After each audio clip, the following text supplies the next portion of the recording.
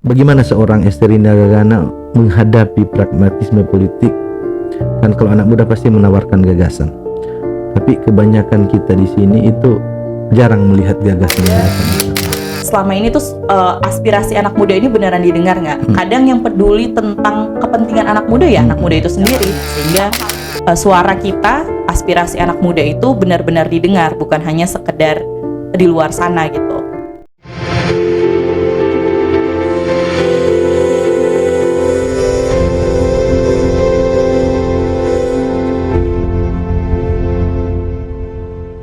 Selamat berjumpa sahabat Lintas Utara. Dengan saya Roni Serang. Kita kembali di Lintas Utara Podcast Blak-Blakan. Sore hari ini kembali kita bertemu.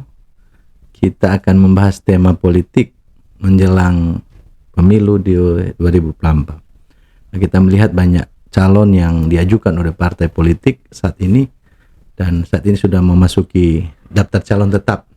Di sana kita melihat peran perempuan dan seberapa banyak sih perempuan yang tertarik dengan politik, terutama anak-anak muda. Nah, sore hari ini Lintas Utara Podcast Blak-Blakan mengundang caleg muda perempuan pula, Dapil 3 Sulawesi Utara, Sangihe, Sitaro dan Talaut.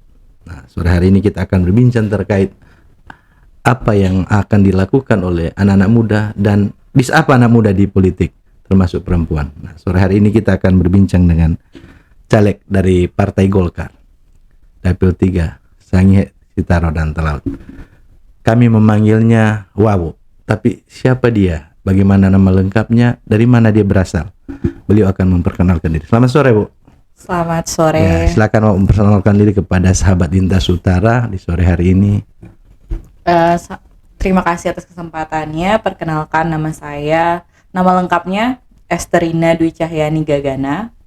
Tapi betul tadi sampaikan sehari-hari dipanggilnya Wawu. Kalau saat ini merupakan calon legislatif DPRD Provinsi Sulawesi Utara Dapil 3, wilayah pemilihan Sangihe, Sitaro dan Talaut. Kalau secara background pendidikan, dari SD sampai SMP saya bersekolah di Tahuna, di SDN 1 dan di SMP 1 Tahuna, dan lalu SMA di Manado, di Manado International School, dan S1-nya di Fakultas Hukum UGM, prodi International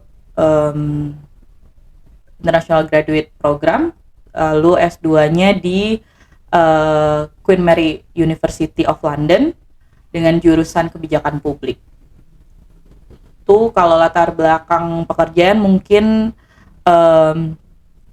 ada beragam latar belakang dari hukum baik maupun sebagai analis di salah satu public affairs industry firm, consulting firm yang ada di Jakarta.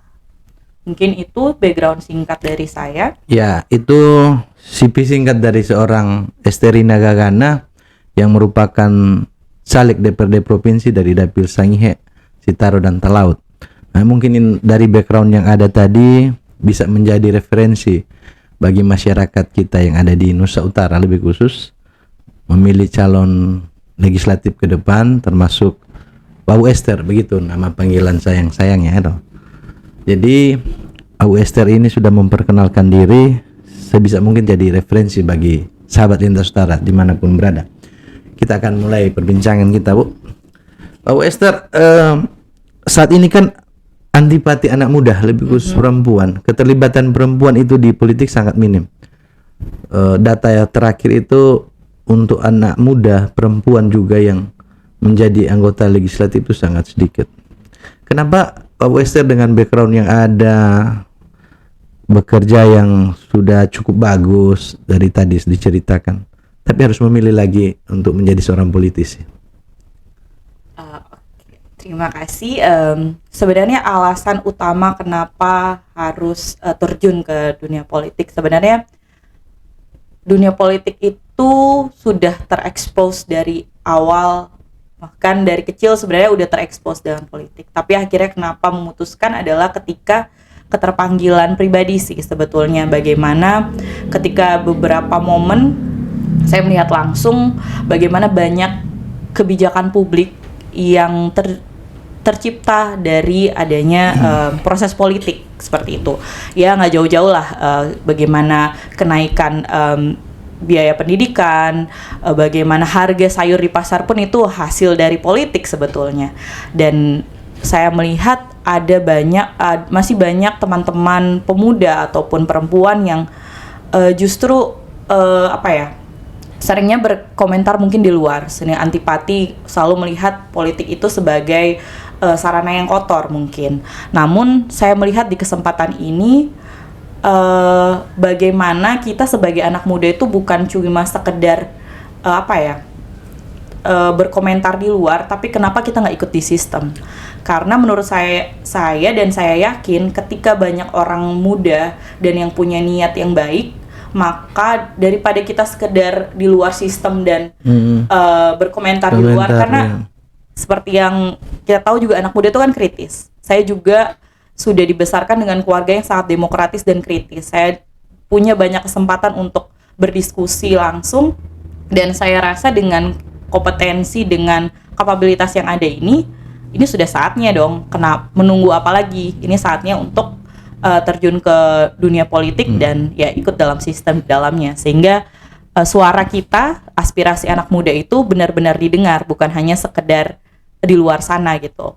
Ya, jadi salah satu caranya ya harus ikut dalam sistem politik tersebut. Oke. Jadi itu salah satu tujuan kenapa memilih politik.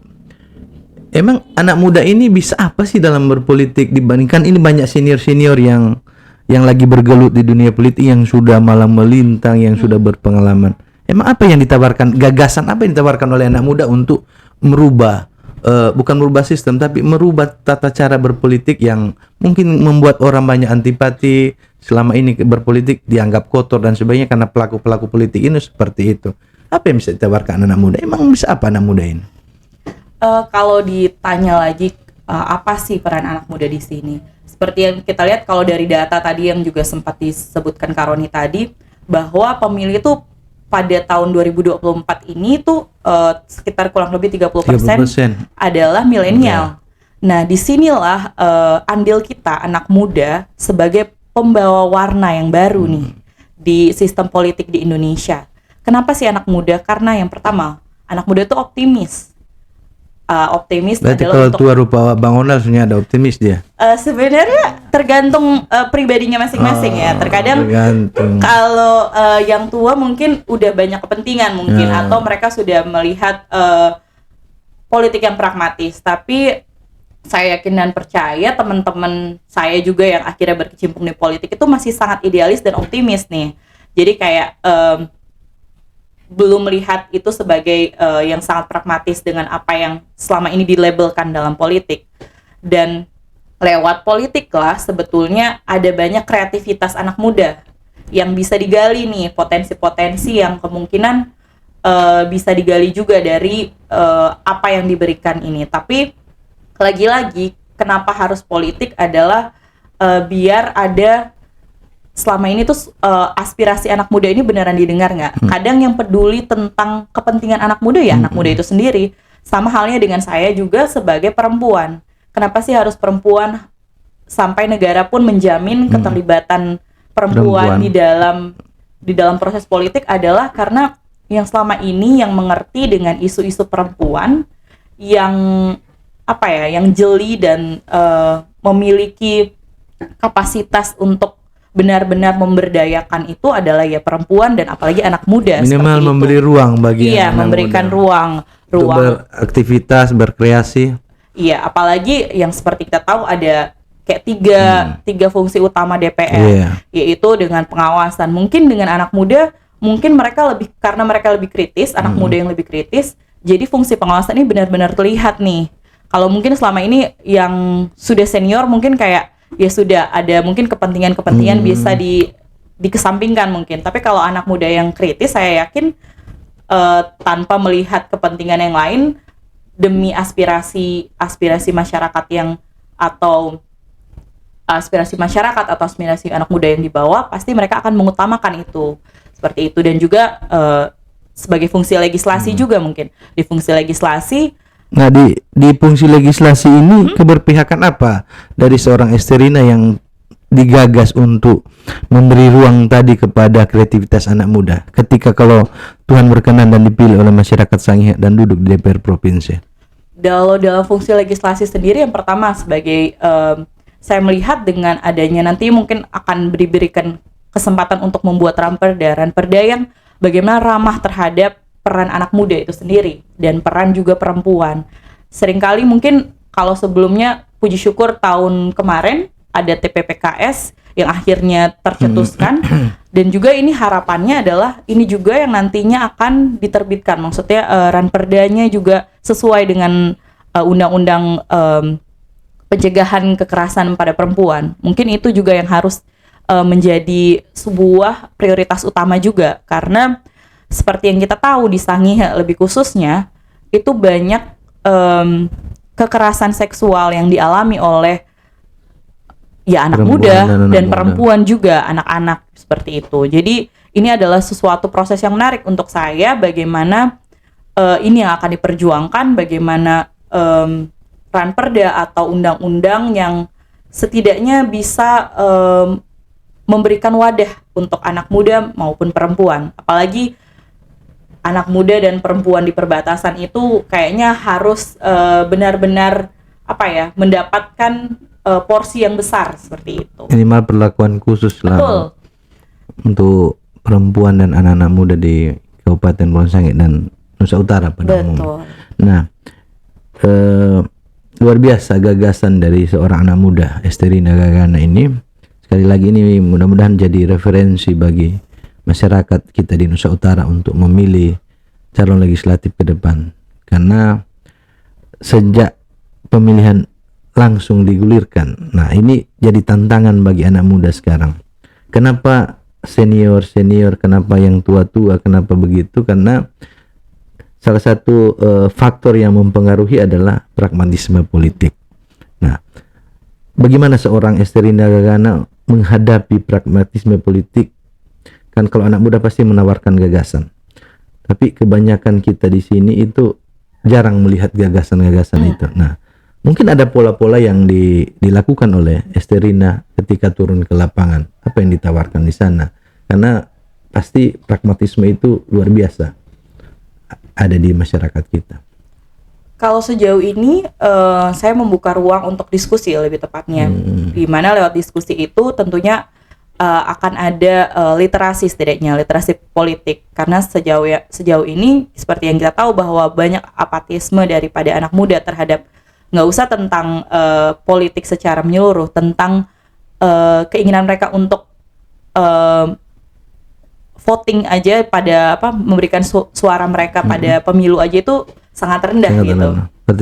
Partisipasi anak muda pada pemilu itu sangat rendah. Jadi itulah pendekatan-pendekatan seperti itulah yang kita coba fasilitasi, sosialisasikan bahwa ya kita anak muda harus terlibat nih dalam proses-proses politik yang ada seperti itu. Iya, karena apapun di negara ini kebijakan kan diatur oleh kebijakan politik. Betul. Sehingga ketika tidak ada orang-orang yang kalau mewakili anak muda juga, tidak ada ruang juga bagi anak muda untuk berkreativitas tadi. Nah, seorang Esterina yang kelihatan siap sekali nih mewakili masyarakat Nusa Utara. Amin. Nah, kalau kita melihat tadi 30% itu adalah generasi milenial pemilih kita, cukup besar jaraknya dengan generasi-generasi lain, dan kita sedang akan sedang menerima hadiah dalam tanda kutip itu bonus demografi. Nah, ini jadi tantangan juga ketika sekali lagi Tuhan berkenan dan Esterina duduk tadi sudah disampaikan, ada gagasan lain enggak untuk bonus demografi dan anak-anak muda yang akan mengisi pembangunan kita ke depan ini. Kita tidak hanya menerima bonus dari fisiknya saja, tapi gagasan anak muda ini yang kita harus butuhkan juga, saya tidak menyinggung Gibran sih ini, tapi bagaimana dimanfaatkan dalam tanda kutip ada gagasan anak muda untuk berpartisipasi aktif dalam berpolitik maupun dalam menentukan arah pembangunan ini ke depan. Baik, kalau gagasan untuk anak muda, tentunya seperti yang kita tahu tadi, milenial dan generasi X itu merupakan angkatan kerja nih, yang dimana mereka tuh membutuhkan apa sih yang jadi aspirasi yang selama ini yang saya tangkap adalah membutuhkan kesempatan bekerja. Mungkin itu yang akan diperjuangkan nantinya. Kesempatan bekerja ini juga berkaitan dengan link and match sebetulnya. Di Nusa Utara sebenarnya sudah ada beberapa SMK yang sudah berdiri sejak lama, namun saya melihat di sini ada kendala di mana link and match di sini adalah keberadaan lulusan tersebut yang kurang pas terkait tentang keberadaan lowongan bekerja. Jadi bagaimana adalah untuk melakukan kolaborasi untuk menyediakan lapangan kerja, dan juga yang paling utama adalah pemberian pelatihan maupun pemberian skill gitu peningkatan kapasitas. Iya, peningkatan kapasitas soft skill anak-anak muda tersebut. Jadi kita lihat kebutuhan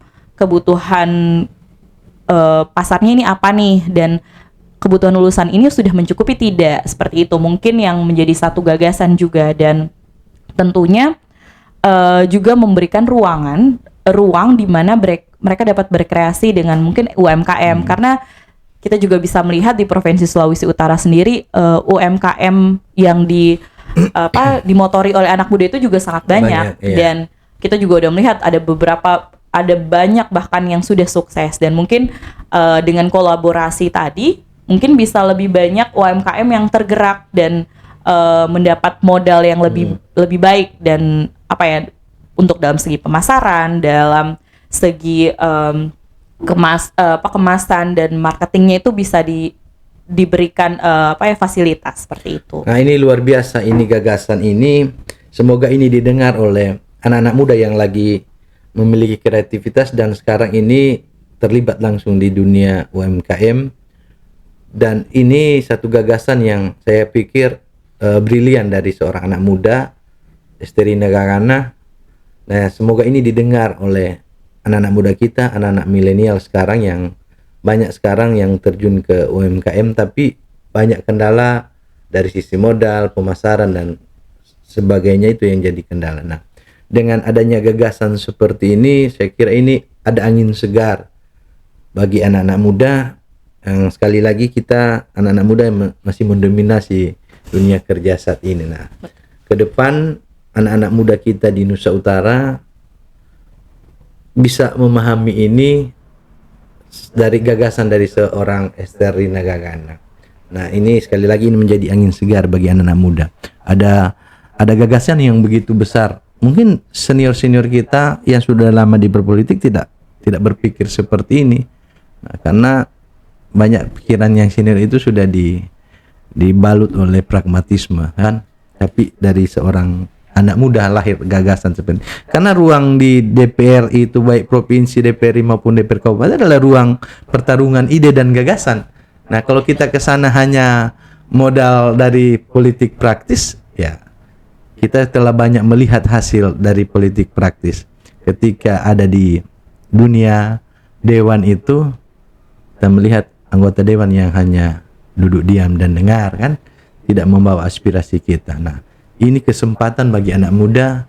Ada anak muda yang punya gagasan yang saya anggap luar biasa. Saya belum pernah menemukan seperti ini. Saya banyak mewawancara teman-teman anak-anak muda yang maupun senior-senior tidak ada gagasan. Karena dia anak muda, dia punya gagasan untuk anak-anak muda. Luar biasa. Tepuk tangan dulu untuk istrinya. Jadi sekali lagi ini harus jadi untuk anak muda untuk memilih calon ke depan. Jadi referensi. Abu, apa yang mendorong Abu harus terjun ke dunia politik selain tadi melihat dunia anak muda dan sebagainya? Mungkin ada hal-hal lain yang mendorong. Sebenarnya secara tidak langsung, karena sudah dari kecil terekspos dengan dunia politik, bagaimana saya dilibatkan secara tidak langsung terlibat dalam setiap kampanye, bagaimana terlibat dalam interaksi dengan masyarakat, bagaimana saya melihat secara langsung bagaimana politik itu diberdayakan untuk membantu banyak orang, menjadi saluran berkat buat orang. Jadi disitulah saya melihat bahwa ini ada alat yang tepat untuk menjadi saluran berkat mungkin buat warga di Nusa Utara khususnya, karena seperti yang kita tahu warga Nusa Utara merupakan sering disebut di daerah perbatasan yang sering kali dilupakan. Karena saya juga menuntut ilmu di sini, saya tahu bagaimana keterbatasan edukasi, keterbelakangan yang ada juga. Jadi memotivasi saya untuk kembali pulang. Karena saya rasa saya juga dibesarkan dengan andil banyak orang-orang Sangir, lebih khusus di Sangir ya, kalau di Nusa Utara. Bagaimana semangat Somah Kai Kehaganya itu, bagaimana dengan tantangan sebesar apapun itu, ya saya harus tetap berjuang.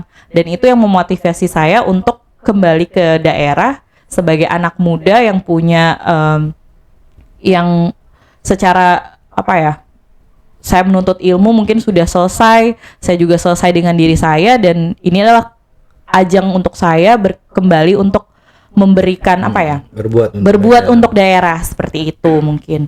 Dan selain itu juga karena waktu itu saya juga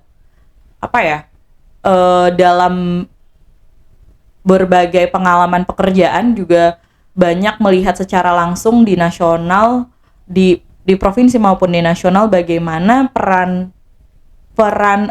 politik itu sendiri dalam itu tadi menghasilkan kebijakan publik yang sangat berdampak besar bagi kepentingan banyak orang gitu. Jadi saya terpanggil untuk mau terlibat aktif dalam menghasilkan kebijakan publik yang lebih pro rakyat, terlebih memberdayakan dan mensejahterakan masyarakat di perbatasan khususnya. Mungkin itu sih. Ini memang sangat, sekali lagi, luar biasa. Kenapa? Karena kalau melihat dari background tadi, kalau orang berpikir untung rugi ya, kalau kita berpikir untung, kan rugi harus terjun lagi ke politik dengan background pekerjaan dan sebagainya tadi.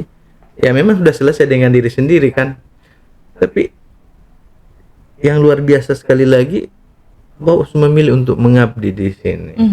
Apakah ada dorongan orang tua atau memang itu lahir dari diri sendiri bahwa tidak tega melihat hal-hal seperti itu ya di masyarakat ya? Kan rugi kerja bagus kan begitu, penghasilan sendiri lo kan, tapi harus terjun lagi untuk membantu orang-orang lewat kebijakan politik yang tadi. Kalau sebenarnya karena dari kecil kami di rumah dibiasakan dengan proses demokrasi yang sangat terbuka. Jadi kayak pemilihan sekolah, pemilihan kampus itu pun proses diskusi. Bukan, saya nggak pernah disuruh A dan B. Gitu, karena memang proses mungkin ini ya menariknya dari keluarga politisi mungkin gitu ya. Jadi proses demokrasi di rumah itu sudah terbentuk. Jadi ketika saya mengambil keputusan untuk bergabung di dunia politik itu pastinya dari saya pribadi, dan justru malah dapat dukungan, bukan dorongan ya. Ini dapat dukungan dari kedua orang tua saya yang bagaimana yang mereka lebih dahulu ya sebagai senior dalam hal ini kan ya, yang sudah berkecimpung lebih lama mungkin di dunia politik. Nah, yang ada saya diberikan beberapa, karena didukung jadi diberikan beberapa fasilitas, seperti maksudnya dalam hal ini diberikan ruangan kesempatan untuk mengejar maksudnya pendidikan politik. Jadi ketika saya kembali dari London, saya itu sempat dapat kesempatan untuk belajar di Golkar Institute. Jadi di Golkar Institute lah saya diberikan fasilitas ibaratnya oleh Ketua DPD 1 Kabupaten Kepulauan Sangihe, menjadi salah satu perwakilan Sulawesi Utara yang dibekali untuk mempersiapkan diri menjadi seorang pemimpin nantinya, ataupun pokoknya segala skill untuk menjadi politisi itu di sana lah saya justru belajar. Nah, itu kurang tahun 2021. Jadi kurang lebih sampai tahun ini udah sekitar 2 tahunan saya juga terlibat aktif, namun mulai menyatakan diri ya tahun ini ya untuk mendaftarkan menjadi calon legislatif. Jadi lewat proses panjang sebetulnya. Kalau jadi enggak karbitan kan begitu, enggak sebetulnya sudah karbitan. proses panjang. Jadi kayak ketika saya kembali dari Memang dipersiapkan. betul, dipersiapkan baik secara kompetensi, secara saya juga banyak sharing juga dengan para senior yang ada di Golkar khususnya karena saat ini saya berada di Partai Golkar. Dan mereka sangatlah sangatlah membuka pintu lebar-lebar untuk kami anak muda untuk ya berkarya lewat karya-kekaryaan yang ada di Golkar seperti itu. Jadi memang sudah sangat matang sih dari sisi persiapan kan. Jadi enggak karena privilege orang tua atau karena kedekatan, tapi memang langsung dipersiapkan untuk menjadi seorang Betul. politisi dan akan berkecimpung di sana demi untuk memperjuangkan yang disampaikan tadi. Memang luar biasa ini Esterina ini, jarang yang seperti ini. Tapi saya memberi kesempatan Esterina untuk menilai terkait dunia politik kita sekarang. Menurut Esterina, bagaimana dunia politik kita sekarang? Sudah sudah bisa mewakili apa yang menjadi suara masyarakat atau apa yang perlu dibenahi?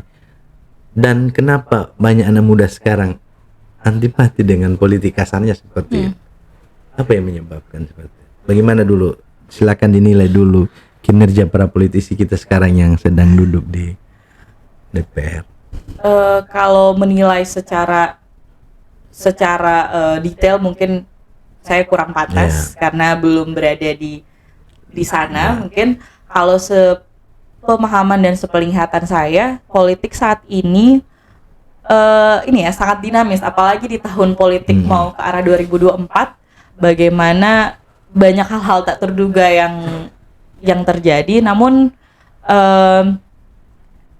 politik saat ini sebetulnya sudah memberi ruang yang sangat besar untuk banyak individu baru yang ya sekarang bisa kita lihat calon legislatif aja dari berbagai background yang akhirnya ini memberikan ruangan baru bagaimana untuk banyak pihak yang bisa duduk di legislatif khususnya. Namun ini kembali lagi tergantung individunya ya, dan pembekalan setiap masing-masing partai politiknya tadi. Yang saya lihat adanya gap antara kaderisasi sebetulnya, antara kaderisasi ada bagaimana partisipasi pemilih sebetulnya, bagaimana partai politik yang seharusnya giat-giatnya apalagi yang tadi sempat disampaikan Kak Roni terkait antipati anak muda terhadap politik, masih banyak ruang-ruang sosialisasi tentang seberapa berpengaruhnya kebijakan publik yang dihasilkan oleh kepentingan politik tadi mungkin. Jadi itu yang sebenarnya merusak tatanan, bukan merusak ya, lebih kurang pas lah, kurang elok untuk proses politik yang seharusnya terbangun gitu. Kalau tadi untuk menilai anggota DPR atau yang politik saat ini, dengan adanya sistem kita sekarang di pemilu itu proporsional terbuka, kalau ini dari amatan saya mengakibatkan banyak partai politik, kita akan menilai partai politiknya sekarang.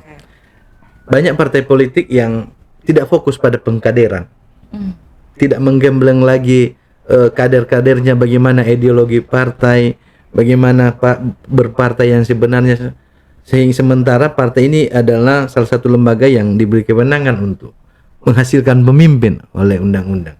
Nah, menurut Wau Esterina,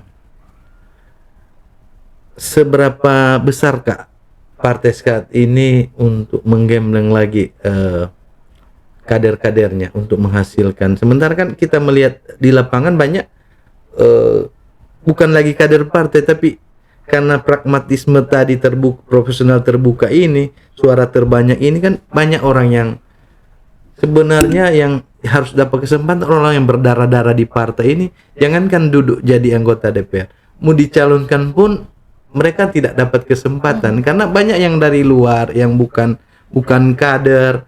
Jadi partai politik tidak sibuk untuk bagaimana menciptakan kader adanya profesional terbuka ini, tapi bagaimana cukong-cukong yang dari luar ini untuk masuk ke dalam berbondong-bondong diusung untuk. Bagaimana menurut pandangan seorang Esterina terkait hal ini? Sebenarnya kembali lagi sih dengan proses politik yang ada itu dikembalikan lagi kebijakan masing-masing partai Ya, tentunya. Bagaimana saya mungkin nggak bisa berkomentar dari partai lain mungkin ya.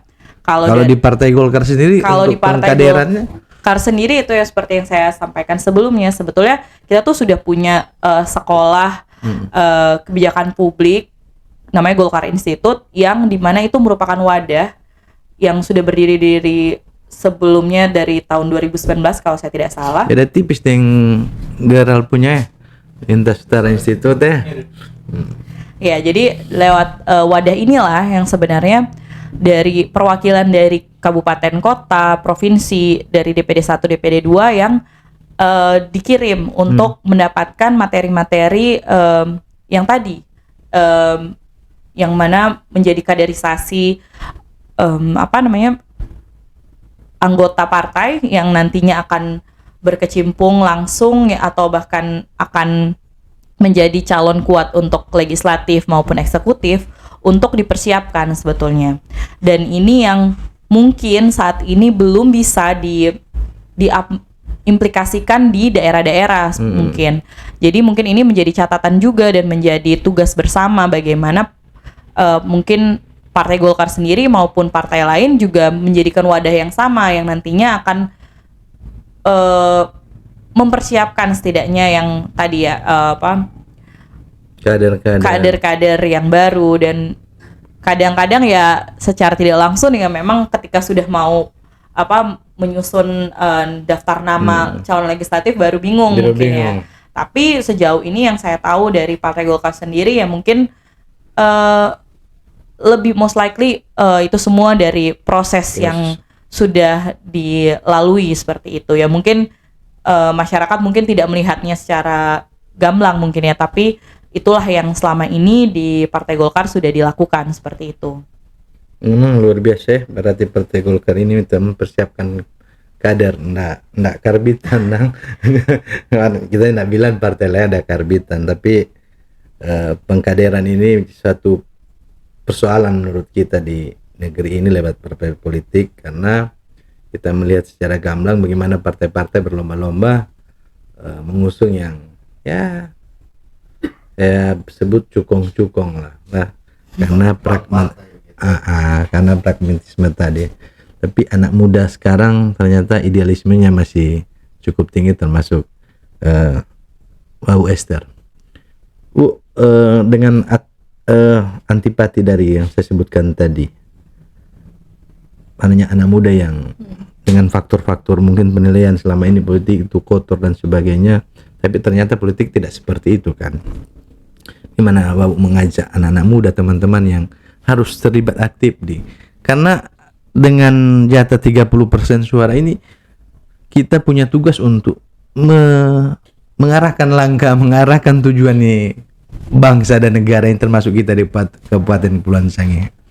Jangan kita antipati, karena kalau kita antipati dibiarkan kepada orang yang saya sebut biasa ya tidak punya hati untuk berpolitik, cuma kepentingan sendiri, kelompok dan pribadi.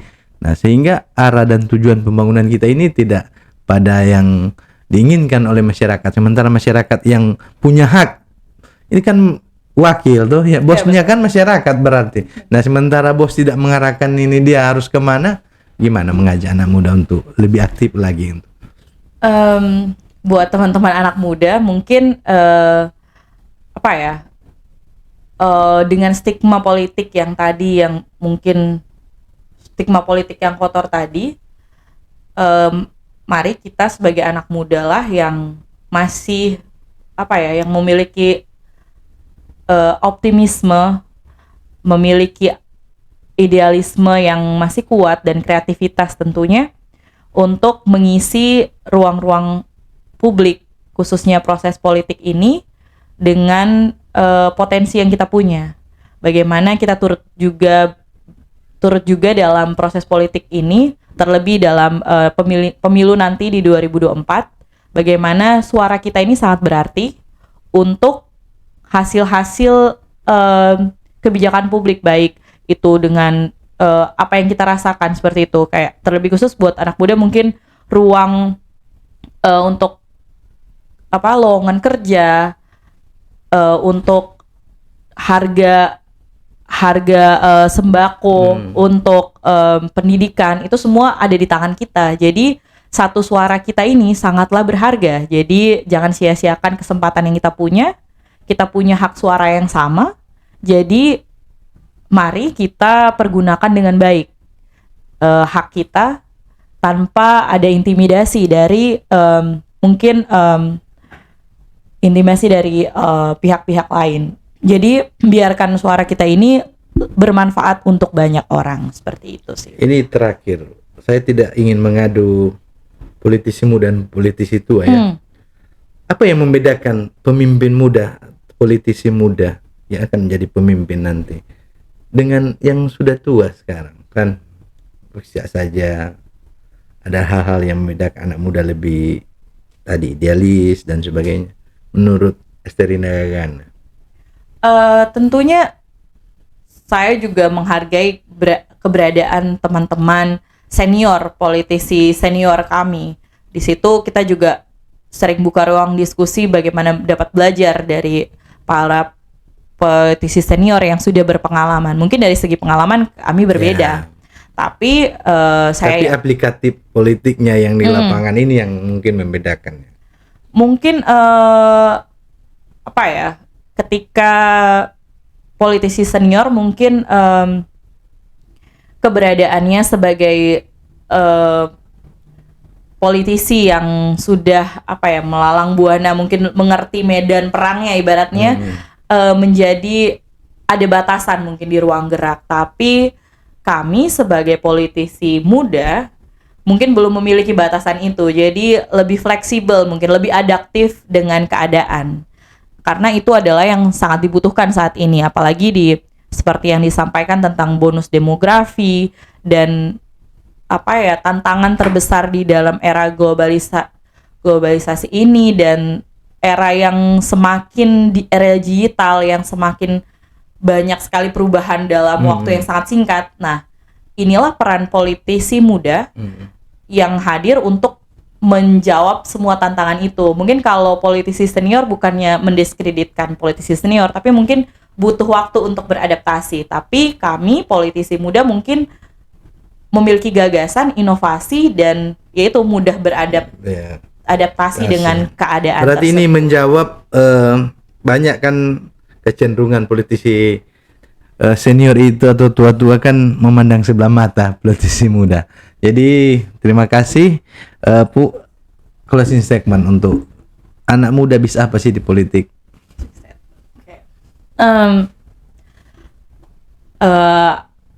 Mari kita sebagai anak muda yang memiliki hak suara yang sama, memiliki gagasan dan ide yang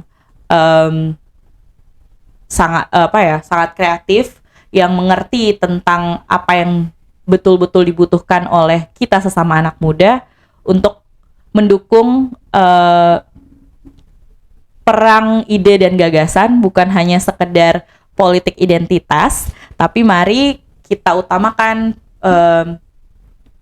proses politik yang penuh dengan warna ide dan gagasan tadi untuk mengubah sistem politik yang selama ini penuh dengan stigma negatif. Kalau bukan kita, siapa lagi? Luar biasa. Terima kasih.